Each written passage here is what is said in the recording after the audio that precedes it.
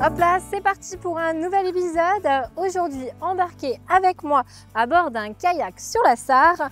C'est le club de Grosse-Bitterstroff, le CK Val-de-Sarre, qui m'accueille aujourd'hui pour une balade au fil de l'eau. Mais avant d'en découvrir plus, allons rejoindre Marie-Morgane à quelques pas de là. Chers parents, aujourd'hui il y avait comme un vent de Bretagne à Sarreguemines. Je me suis arrêtée au restaurant au sirop d'érable.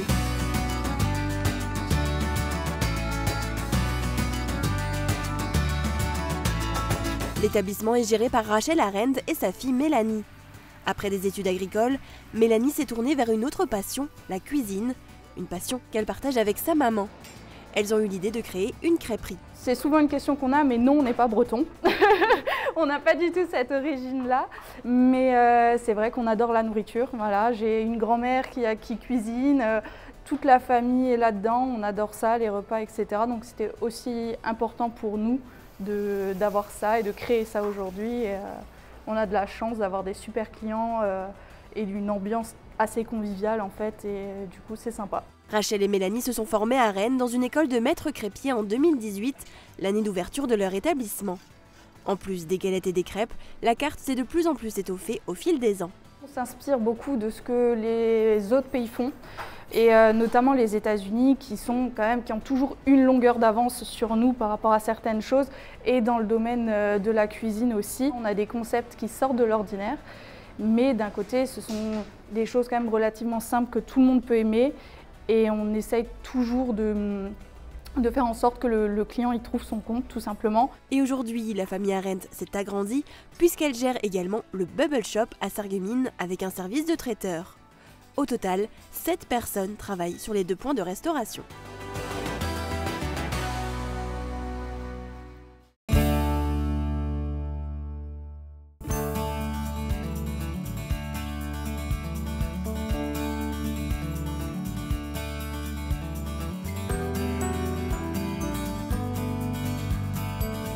Bonjour Linda Bonjour Colingro. Tu es donc membre du CK Val-de-Sarre, dont tu es la trésorière. Tu vas être l'une de mes 2 guides aujourd'hui. Tu m'as donc équipée d'un beau gilet de sauvetage et d'une pagaie qu'on a laissée là-bas. Alors tout d'abord, on va s'intéresser un petit peu à toi. D'où te vient cette passion du kayak ? Alors, de base, c'est pas une passion. Je suis tombée sur le club parce que ma fille a fait son service civique ici il y a 6 ans. Ok. Puis elle est partie, mais moi je suis restée. Parce C'est que j'adore le contact avec les gens et c'est une famille en fait. Ok. Et alors tu pratiques combien de fois par semaine ? Non, moi plus, si vraiment ils ont besoin de moi, je vais, mais sinon je reste plutôt à l'accueil ou pour accueillir les gens. À terre. À terre. Ok, d'accord. Bon, c'est que c'est une grande famille, donc on est vraiment bien accueillis. Donc maintenant qu'on en sait un peu plus sur toi, découvrons le portrait d'une autre personne qui fait vivre le territoire. Regardez.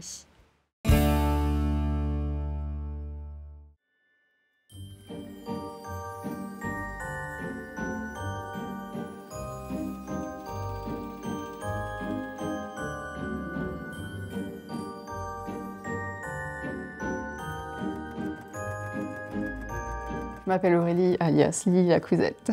J'ai fait mes études à Metz et donc j'ai rencontré mon mari et donc je suis venue dans le secteur et j'ai adoré la région. Le nom de l'entreprise vient parce que mon cousin m'appelait Lily quand j'étais petite et Cousette pour couture. À la base, j'étais aide-soignante, donc j'ai travaillé pendant plusieurs années à l'hôpital de Sarralbe et suite à une maladie professionnelle, j'ai dû arrêter de travailler. Donc j'ai passé beaucoup de temps en centre de rééducation. J'ai ma kiné qui m'a appris à coudre. Elle m'a transmis sa passion et là j'occupais mes soirées à l'hôpital en fait en cousant. Donc je faisais YouTube, tuto, couture et donc j'ai commencé à coudre, à créer des vêtements pour les enfants, du zéro déchet. J'ai essayé un peu toutes les techniques et ce qui se faisait. Et psychologiquement c'était assez compliqué pour moi à cette période parce que le métier d'aide-soignante c'était vraiment une vocation. Je commençais à avoir beaucoup de commandes. Donc avec mon mari, on a pensé à créer mon entreprise pour pouvoir allier mes problèmes de santé, la gestion des enfants et travailler quand même, pouvoir gérer comme on peut. Et je voulais vraiment me démarquer en créant ma propre collection de tissus. Donc pour créer ma collection, j'ai appris à travailler sur certains logiciels pour dessiner moi mes propres dessins. Tout ce que j'arrive pas à dessiner, ben, je parle avec des graphistes et ils me le font parce que c'est pas forcément évident de reproduire sur ordinateur ce qu'on a dans la tête, surtout dans la mienne d'ailleurs. Je suis super contente parce que ce week-end, je reprends les marchés, donc tous les week-ends jusqu'à janvier, et je vais retrouver ma clientèle. Donc chaque année, je vois les enfants grandir, qui reviennent s'équiper avec des nouveaux bonnets, des nouveaux motifs, ou parce qu'ils ont changé de tour de tête. Je revois chaque année les clients et j'ai chaque année d'autres clients, donc c'est vrai que l'entreprise grandit bien. J'ai d'ailleurs, maintenant c'est devenu assez familial puisque les enfants m'aident. Mon mari est devenu conjoint collaborateur. J'ai mon papa qui m'a créé une machine de découpe parce qu'on perdait énormément de temps. Mon but, c'était vraiment qu'on n'ait aucune chute. Alors en fait, j'ai toujours été manuelle, j'ai toujours des feux d'artifice dans ma tête et envie de toucher à tout et tester plein de choses. Et ce que j'adore, c'est créer en fait. Quand je crée vraiment mon tissu sur ordinateur, que je reçois ensuite le tissu, le motif imprimé sur le tissu, qu'on le découpe, que je vais le produire et que ça donne un chèche, une mitaine ou un bonnet, ça c'est vraiment ce que j'adore faire, quoi. Donc c'est pour ça que c'est vachement bien, parce que chaque année, je change de collection. J'adore aller sur les marchés parce qu'en fait, rencontrer les gens, comme l'inspiration me vient d'eux, d'aller sur les marchés, de discuter avec eux, de regarder leur style vestimentaire. La famille et les amis dans l'entreprise, c'est vraiment une place très importante parce que y a déjà beaucoup d'entraide, il y a de la convivialité. Ici, chez nous, en fait, dans la maison, on ne fait pas de café clutch, on fait de la couture clutch. Alors moi, je fais confiance depuis le début à mon destin. D'ailleurs, j'ai le signe du destin tatoué dans le dos. Je laisse les choses venir en fait comme elles sont et je pense que si on a des pensées positives dans la vie, tout va bien se passer. Alors forcément, il y a des moments compliqués, je le vois avec ma santé. J'ai des moments où j'ai des douleurs, j'arrive pas à me lever pour aller travailler. Mais je sais que le lendemain, ça ira mieux et je me dis toujours le positif attire le positif.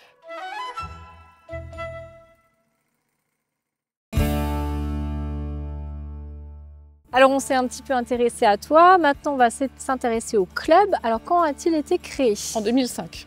Combien y a-t-il d'adhérents? 70. Est-ce que c'est un gros club dans la région? On est le deuxième plus grand de la région. D'accord, et le premier c'est Metz. C'est Metz, ah oui, donc c'est déjà une plus grande ville. Là on a une ville plus petite et vous arrivez à être le deuxième. Oui. Ok, avec 70 adhérents, c'est vraiment pas mal. J'ai lu que le sport avait également remporté de nombreux labels. Quels sont-ils? Alors on est labellisé Or, Sport et Citoyen, École de Pagaie, et on est aussi Accueil vélo, c'est ça? Ok, bah oui, en plus avec la proximité oui. avec la piste cyclable. Oui. Il y a aussi la proximité avec l'Allemagne. Quelle relation entretenez-vous avec les Allemands alors? Oui, alors on est en partenariat avec le club de Sarrebruck. On a aussi des jeunes filles qui sont du club de Sarrebruck qui sont inscrites chez nous également. D'accord. Et nous faisons aussi des compétitions franco-allemandes. D'accord. Et donc toi, est-ce que tu parles l'allemand? Oui. C'est toi qui accueilles les Allemands, j'ai pu l'entendre avant. Et est-ce que tu parles le platte aussi? Un petit peu. Plus le vrai allemand, mais le platte aussi. J'arrive à le comprendre. Mais est-ce que tu aurais peut-être une petite expression favorite en platte? Oula, jetzt gehen wir. Ok, bon, on y va et justement, on va rejoindre la rubrique platte. Regardez. Est-ce que vous arrivez à lire ça à haute voix? Sie schwäge in die Schulter bis on the Hals. Est-ce que vous avez une idée de ce que ça peut vouloir dire? Aucune idée. Sie, oh Jesus, in der Schule bis an den Hals. Oh, das weiß ich nicht. Qu'est-ce que ça veut dire en français? Bis an den Hals. J'en ai marre jusqu'à... Non? Nix so. Ils sont endettés jusqu'au cou. Ah, so genau, oui, c'est vrai. Sie Schnecke in der Schulter bis an den Hals. Est-ce que vous avez une idée de ce que ça veut dire? Non.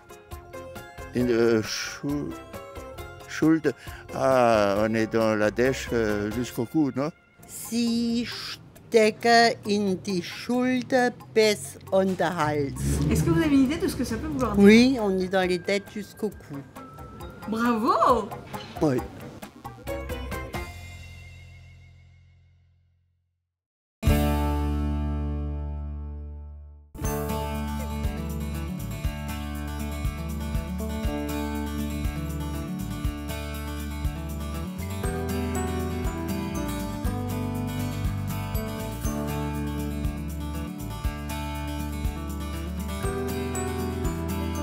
Alors là, on vient d'embarquer sur une belle embarcation. Je me sens un petit peu comme Pocahontas. Comment s'appelle ce bateau? Alors ça, c'est un C9, donc c'est un bateau 9 places. C'est fait en général pour faire soit des gros groupes, soit des marathons. Ben, comme il y a le stickers à l'arrière, il a fait le marathon de l'Ardèche, celui-là. D'accord. Donc toi, tu es Noé. C'est ça. Donc tu es un moniteur en formation. Exactement. D'où te vient cette passion pour le kayak? Alors honnêtement, c'est venu il y a 6 ou 7 ans maintenant, je ne sais plus trop. J'avais commencé sur Sarreguemines simplement aussi avec des tickets sport, comme ici il y a les... comment ça s'appelle encore? Ah, je sais pas, Grosse, comment ça s'appelle? Les EducSport, voilà. Ouais. Et en fil en aiguille, je suis arrivé ici et j'ai toujours eu la passion de faire ça avec les gens, donc je me suis dit pourquoi pas faire ce diplôme, et puis ça me plaît énormément et je suis bien dedans. Et c'est une histoire de famille, à ce que j'ai cru comprendre aussi? Oui. Mon père faisait ça déjà au tir à l'arc à l'époque et il faisait du badminton à haut niveau. Et c'est vrai que j'ai toujours été dans le sport, donc moi c'est vrai que ça me permet de faire ça aussi avec mon père qui fait ça avec les entraînements. D'accord. Et alors, est-ce que tu peux m'expliquer ce que c'est la différence entre le kayak et le canoë? Alors, le kayak, ça va être comme le mien, ça va être assis avec une pale double. Oui. Et en canoë, on va être à genoux dedans avec une pale simple comme la vôtre. D'accord, ok. Tu fais de la compétition également. Exactement. Est-ce que tu as remporté des titres? Alors des titres, j'ai déjà fait une médaille ici justement à Grosse-Blie, où j'ai fait une belle 3e place cette année, en début d'année en régional. Et après je fais des événements plus importants comme des courses nationales. D'accord, bravo à toi. Maintenant, ce que je te propose, c'est d'aller découvrir une autre discipline tout de suite.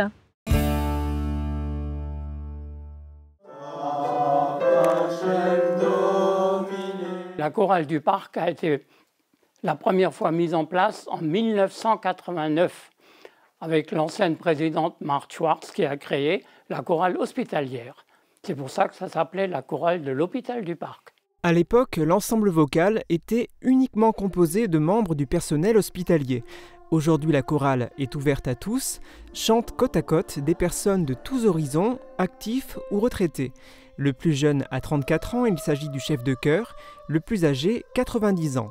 Chaque choriste partage les mêmes sentiments. Cette envie de chanter ensemble, et puis je pense aussi que c'est la convivialité de notre chorale. Il y a une très très bonne ambiance, je veux dire, on se connaît tous très bien. C'est toujours un plaisir de se revoir, donc pour moi c'est aussi ça, au-delà du fait bien sûr que tout le monde aime la musique et aime chanter ensemble. Mais je trouve que l'ambiance y est aussi pour beaucoup. En novembre 2024, la chorale du parc a vécu un drame avec le décès de Claudine Quenet de Gênes, qui dirigeait la chorale depuis quasiment 30 ans en tant que chef de chœur. L'ensemble vocal est resté muet pendant quelques mois avant que Roland Biquel décide de reprendre la présidence et Anthony Westlinger le flambeau en tant que chef de chœur. Je me suis dit ce serait dommage que tout s'arrête comme ça.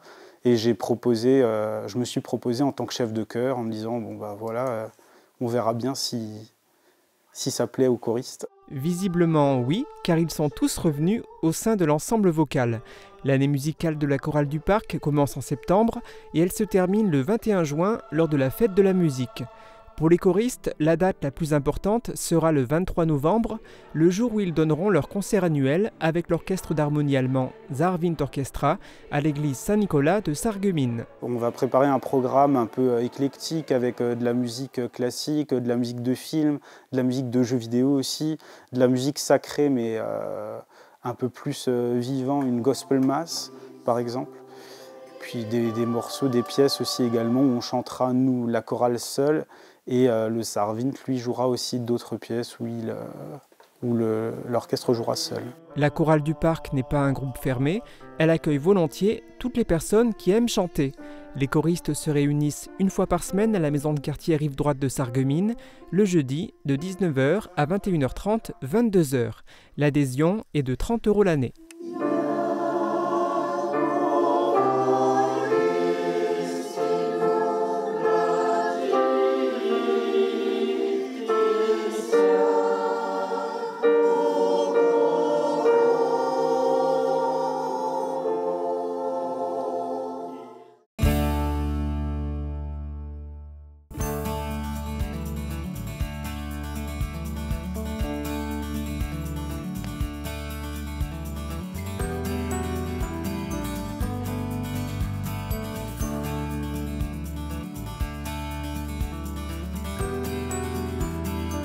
Alors on peut aller jusqu'où comme ça en bateau?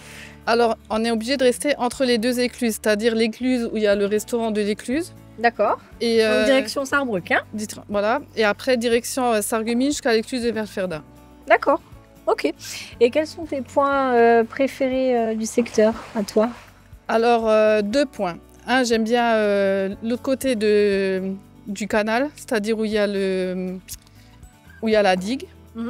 Et j'aime bien, comme après, quand on va faire le retour, quand on passe devant le club et qu'il y a plein de monde, la vie du club. Ok.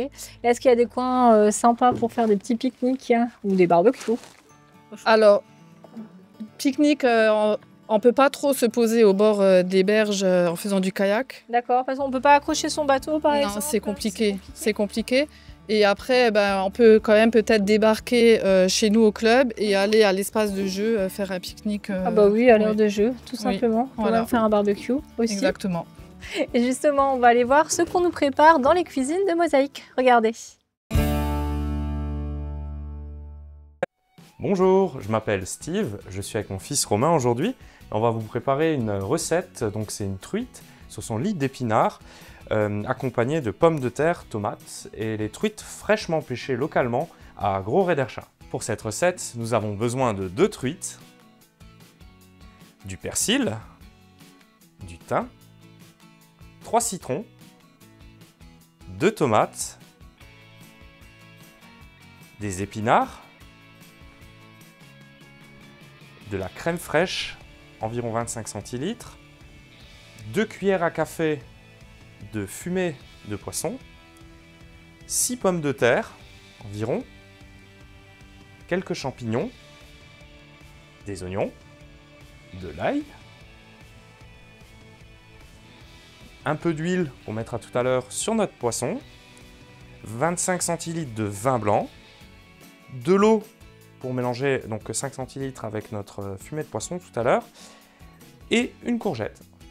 Alors Romain, elles viennent d'où ces truites? Ils viennent de Gros-Rederchin, c'est moi qui a pêché. Ah ouais, les deux, hein. Et on est parti à Orbach jusqu'à Gros-Rederchin pour aller au lac. Pour commencer, je vais vous proposer d'enlever déjà les écailles du poisson. Ce sera beaucoup mieux. Pour cela, vous prenez un couteau et vous grattez très simplement votre poisson. Alors, une fois que vous avez bien enlevé les écailles de votre poisson, il vous suffit de couper les arêtes aux différents endroits. Pensez également à bien laver votre poisson pour enlever bien sûr les impuretés mais également le goût de l'eau. Alors Romain, qu'est-ce qu'il faut faire pour commencer? En fait, il faut mettre de l'huile, étaler comme ça.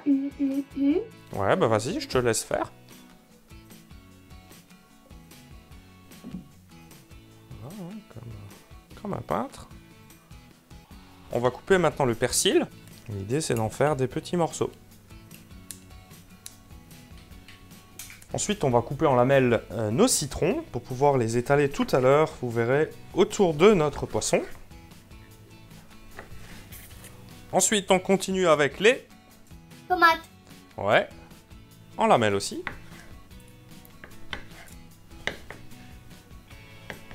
On fait tout pareil, on émince tout le reste, donc c'est-à-dire de l'ail, de l'oignon et la courgette. Donc je vais vous couper l'ail en plusieurs morceaux. Pensez à enlever le germe. Le germe, souvent, c'est pas très digeste et ça donne un petit goût amer, donc je vous conseille de l'ôter. Et on va le couper en 4 morceaux pour l'incorporer finalement dans notre champignon. L'idée, c'est de faire un petit trou dans la tête du champignon et d'incorporer un morceau d'ail à l'intérieur. Vous verrez, c'est excellent après la cuisson. À côté de moi, on est en train de faire blanchir les pommes de terre. Donc très simple, hein, vous les coupez en deux, vous les mettez dans l'eau et vous laissez, vous départ à froid et vous laissez bouillir encore 5 minutes et elles seront blanchies. On va commencer à monter notre plat. Donc Romain, je te laisse mettre les épinards au fond du plat. Alors tu les poses, hein. Tu fais ce qui s'appelle un lit d'épinards. Ensuite, on va placer nos truites. On va dire maintenant. Alors, ce qu'on peut faire au préalable, Tu veux mettre du sel et du poivre? Ouais. On peut poivrer l'intérieur et saler à l'intérieur de la truite. Je te laisse faire ça. On est bon. Voilà. Et maintenant, on va la retourner. On va la placer pour la cuisson. On va composer tout notre plat. Ouais. Romain, j'en fais une, tu fais l'autre? Ouais. Allez, c'est parti. Donc l'idée, c'est d'alterner tomates, oignons, courgettes. Et ça tout au long du poisson. Et bien sûr, le citron. Vous faites ça des deux côtés. N'hésitez pas à bien en mettre du garnissage. Ça va également servir tout à l'heure pour vos accompagnements de ce plat. Pour la suite, donc on mélange notre fumée de poisson dans les 5 centilitres d'eau. Tiens Romain, je te laisse en étaler un peu partout. Voilà, il faut étaler un peu partout. Voilà, là aussi. Très bien. Ensuite, tu fais pareil avec le vin blanc sec. Un peu partout. Voilà, très bien. 25 centilitres. Vous savez que l'alcool, c'est avec modération, mais là, de toute façon, ça va être cuit. Donc, pas de problème, l'alcool va s'évaporer. Maintenant, on va étaler nos pommes de terre. Là, l'idée, c'est d'en mettre un peu partout. Ils sont un peu chaudes, ouais. Il faut les prendre avec parcimonie, ouais. Ah, elles étaient... on les a fait blanchir, du coup. Elles sont un peu chaudes, ouais. Ouais. Pour ça, il faut se dépêcher. On va mettre nos champignons. Bien sûr, au préalable, on avait mis l'ail dedans. Il n'y a pas de disposition particulière. Hein. L'idée, c'est de mettre où il y a de la place. On va maintenant mettre un peu de sel et de poivre. Tiens, je te laisse. Donc, t'en mets partout.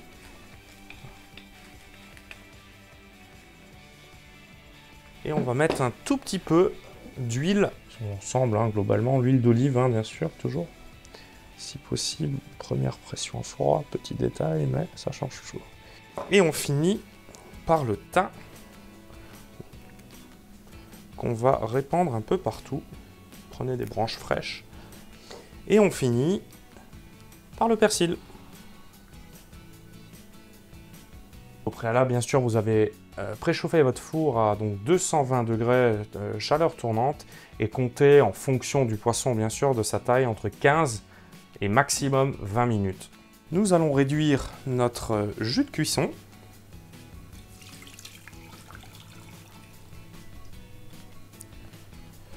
Donc vous le portez à ébullition et vous laissez à peu près en 5 minutes. Faites bien réduire votre jus de cuisson. Là, vous le voyez, c'est vraiment un fond. Et on rajoute de la crème. Comment? Fraîche. 25 centilitres. En remuant. En fonction des goûts, sel. Le poivre. Poivre. Très bien. Vous mélangez bien. Vous laissez jusqu'à ébullition. Quelques secondes. Et puis ce sera prêt. Et voici une petite recette simple du quotidien pour manger sain, équilibré. Donc n'hésitez pas à la reproduire chez vous. Et bon appétit!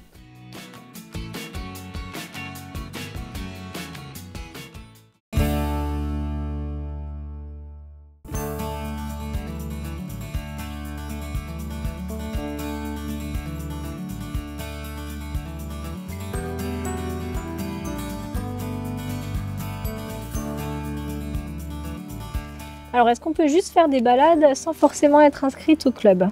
Oui, alors on a une permanence tous les mercredis et tous les samedis de 14h à 18h. Okay. Tout le monde peut venir sans s'inscrire. Okay. Et souvent, on a quand même des gens qui nous appellent ou par l'adresse de contact email pour avoir des réservations les samedis, les dimanches. D'accord. En groupe, sans groupe. Et pendant les vacances, c'est un peu plus ouvert?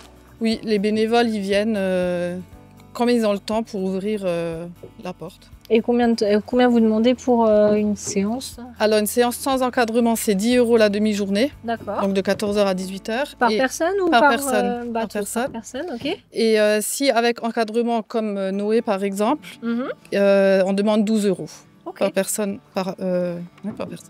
Et ceux qui ont envie d'en faire un peu plus, qui ont envie de tester la compétition, de prendre des cours, comment ça se passe? Bah là aussi, on a nos journées d'entraînement le mercredi ou le samedi. D'accord. Et là, c'est un forfait, je pense, à l'année. Il faut c'est être une licencié licence, au club. D'accord. Et grosso modo, tu sais combien ça coûte? 82 € pour les adultes. Ok.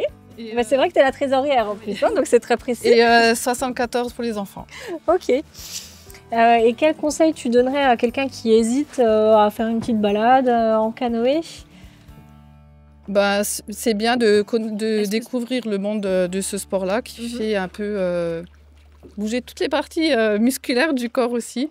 Et est-ce que c'est accessible? Est-ce que si on nage?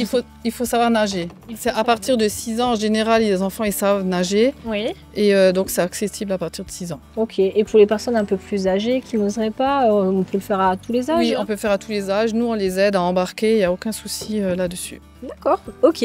Bon, bah merci beaucoup.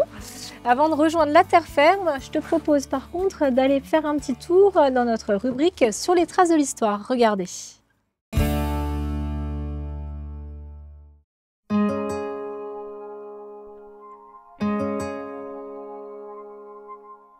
Si cet orgue n'est plus celui d'origine, qui ornait l'église Saint-Innocent de Grosse-Blie avant 1868, il n'en est pas moins exceptionnel. Son buffet, classé monument historique, est le plus grand conservé en Lorraine. Mais il n'est pas le seul joyau de cette église. Même si les 3 autels et la chaire rivalisent d'élégance, avec ses 2328 tuyaux, c'est lui le maître des lieux.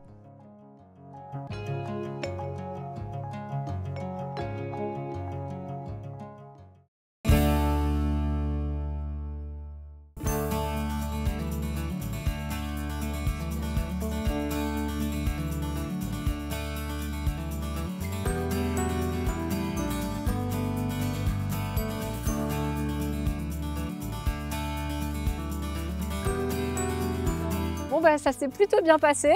Je suis pas tombée à l'eau. Non, encore Mes fiches sont un tout petit peu mouillées, mais ça va. Alors, est-ce que tu peux me présenter les différents types d'embarcations que vous avez au club? Bien sûr. Donc là, on va plutôt avoir des bateaux de compétition. Donc on va avoir d'un côté le kayak et de l'autre côté le canoë. Donc kayak, on est assis dans le bateau et on a un moyen plutôt mémotechnique. Kayak, c'est un mot, on se lit dans les deux sens. Deux sens comme deux pales. Okay. Donc c'est assez simple. Et canoë, du coup, on va être à genoux dedans. Et donc là-dedans, tu es à genoux alors? Là-dedans, on va être à genoux, effectivement. Donc on va avoir des calages beaucoup plus différents avec une mousse au milieu. Ouais, c'est un peu moins confortable, non? Ou Ça dépend, il faut être à l'aise sur les genoux. Ok, oui, effectivement. Mais oui, moi, je me sentirais personnellement moins à l'aise là-dedans. Oui. Mais... Et donc là, on a intégralement des bateaux en carbone. Donc ça pèse 9 kg, 9,50 kg et c'est aux réglementations internationales. D'accord. Et un bateau comme ça, combien est-ce que ça coûte? On va arrondir aux 2500, 3000 €. D'accord, ok, c'est pas donné. Ouais. Donc là, on a des bateaux vraiment de compétition plutôt slalom. Okay. Mais après, on a plusieurs autres bateaux du style des bateaux freestyle qui vont être plus courts pour faire des figures dans une grosse vague. Des bateaux de ligne très longs, très fuselés pour faire de la vitesse. Et des bateaux de descente, donc comme un bateau de ligne très fuselé, mais pour faire dans les vagues justement plus de la ligne droite. D'accord. Et le petit bateau bleu là? Alors, le petit bateau là, ça va être une nouvelle discipline qui a apparu aux Jeux Olympiques de Paris 2024, ça va être un kayak cross. Okay. Donc bateau plus compact, mais beaucoup plus lourd aussi vu que c'est intégralement en plastique. Oui, vous pouvez essayer. Hein, effectivement, c'est un peu plus lourd que ça. On peut mettre à peu près le double du poids, donc à peu près 18 ou 20 kg. Et ça, c'est des bateaux où, contrairement au slalom, on va être seul sur la ligne de départ, où ça va être une course contre la montre. Oui. Là, ça va être une course à 4. Il n'y a pas vraiment de chronomètre, c'est une course où on se met à 4 sur une rampe, on commence à 3 mètres de hauteur. Et les 2 premiers arrivés, ils gagnent et ça va être des poules en fait. D'accord. Alors là, c'est pour la compétition, tu as aussi des bateaux un peu plus loisirs? On a justement un groupe qui vient d'arriver là, donc avec des bateaux plutôt d'initiation et de loisirs. Donc là, ça va être des bateaux 2 ou 3 places. D'accord. Et derrière, sur la remorque, on peut voir aussi des paddles, donc plus axés soit pour une initiation au paddle ou simplement pour faire l'andouille avec les enfants du club. D'accord. Et donc, on peut louer à la journée aussi? À la journée aussi, c'est des forfaits, il n'y a aucun souci là-dessus. Et les gros là-bas, on peut aussi les louer? Les gros là-bas aussi, ça peut être des forfaits faits en groupe aussi, donc en dessous de 3 ou 4, c'est mieux de faire des groupes comme ça, mais après, ça peut très bien se louer une journée ou une après-midi pour 8 ou 9 personnes sans aucun souci. D'accord. Bon, bah, merci beaucoup pour toutes ces informations. Je vais tâcher de m'en souvenir. En tout cas, avec le kayak qui se prend dans les deux sens pour la pagaie. Donc ça, c'est le kayak. Exactement. Ça j'ai bien retenu. J'ai une collègue qui s'amuse elle aussi à poser beaucoup de questions. Je te propose d'aller la rejoindre tout de suite. Hop là, c'est l'heure de jouer et je me trouve aujourd'hui sur le marché de Beach en compagnie de Maïté. Bonjour. Bonjour. Alors j'ai une première question pour vous, elle est très simple. C'est d'où vous venez? Vous êtes originaire du secteur? De Beach. De Beach, exactement. Ouais. Ok, alors je pense que la première question pour vous sera facile. Je vais vous montrer un blason.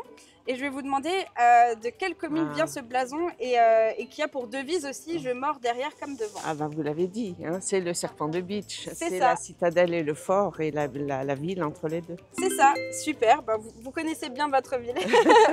Et je vais voir si vous connaissez aussi un petit peu le secteur aux alentours. Alors je vais vous montrer une deuxième photo. Et en fait, je vais vous poser la question d'abord. Alors en venant de Robwiller, après avoir franchi la frontière allemande, vous atteindrez ce géant de grès. Quel nom porte-t-il? Est-ce que vous connaissez? Le grand rocher de Robwiller, ben oui, moi je l'appelle comme ça. Je le connais pas par cœur, mais presque. Je m'y promène assez souvent. C'est vrai? Oui. Alors son nom, c'est un petit peu compliqué, il s'appelle l'Altschlossfelsen. Oui, le Altschlossfelsen. C'est ça. Et du coup, oui, c'est un sentier de randonnée qui est assez connu sur notre secteur. Et si vous avez l'occasion d'y aller, je vous le conseille, je l'ai déjà fait aussi et franchement, c'est très impressionnant aussi. J'ai une dernière question pour vous. Là, on vient de parler de ça. Est-ce qu'il y a d'autres choses que vous aimez faire sur notre territoire, d'autres activités ou lieux à visiter? Les forêts, c'est notre richesse. Les sentiers sont innombrables. Le Club Vosgien a fait un magnifique travail. Et même en sortant des sentiers battus, c'est magnifique. C'est magnifique. La terre est de sable. Donc même par mauvais temps, on y marche tranquillement, à l'aise, sans avoir les pieds qui deviennent lourds de terre glaise. C'est ça. Super, c'est une belle invitation à découvrir notre secteur et puis la nature au final, parce qu'elle elle est là aussi et puis chez nous, elle en fait grandement partie. Oui, venez à Beach. Puisqu'on me donne l'image, je le dis à tout le monde, venez à Beach, c'est très beau, c'est ma ville. J'y pensais ce matin en venant au marché, j'avais la citadelle devant moi. Je me disais, c'est beau, Beach. Je suis contente d'être d'ici. Moi, je me le dis souvent aussi. J'aime beaucoup notre territoire. C'est vrai qu'on n'a pas toujours une très belle météo, mais en ce moment, on a beaucoup de chance. Et du coup, c'est une belle invitation en tout cas. Pour la météo, il ne faut pas se plaindre. Hein. Quand on voit toutes les inondations qu'il y a partout, c'est vrai. Je trouve qu'on est bien. On est bien lotis. Oui. Voilà. Venez habiter chez nous. Merci en tout cas pour cette participation, pour votre invitation. Et puis, j'espère que vous avez passé un bon moment. Merci. Et puis j'espère que vous aussi derrière votre écran et je vous dis à la semaine prochaine. Au revoir. Bye. Alors j'ai une dernière question. Est-ce qu'en hiver vous vous entraînez aussi? Oui, alors on s'entraîne de novembre à peu près 23 mars, mi-mars, quand le temps devient à nouveau meilleur, à la piscine de Sarreguemines. D'accord. Et alors comment vous faites? Vous emmenez les kayaks avec? Alors on emmène des kayaks du club, on les nettoie pour que ce soit propre pour aller dans l'eau de la piscine bien sûr. D'accord. Et on les laisse là-bas sur place. Il y en a à peu près 7-8. Et ils restent là-bas toute la période d'entraînement à la piscine. Et c'est là que les petits, ils apprennent vraiment les bases du kayak. Donc ça va être un peu plus technique plutôt qu'une balade sur l'eau, c'est ça? Bon, merci beaucoup pour toutes ces informations. Merci beaucoup de m'avoir accueilli aussi. Peut-être que je reviendrai m'entraîner pour le raid, si avec vous plaisir. voulez bien. On sera là. Ok. Bon, je vous dis à bientôt à tous les deux. Bientôt. Alors. Merci. Au revoir. Au revoir. De mon côté, je vous dis à la semaine prochaine pour de nouvelles aventures. Et hop là!